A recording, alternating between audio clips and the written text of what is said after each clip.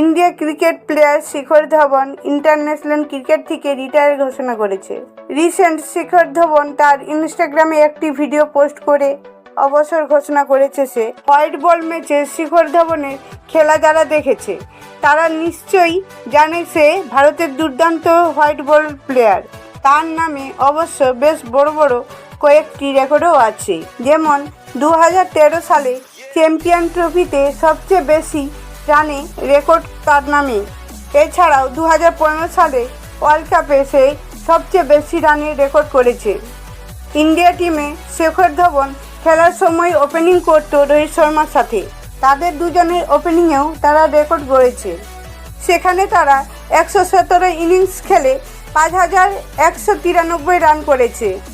তবে গত কয়েকদিন আগেই শিখর ধবন তার রিটায়ার ঘোষণা করলো।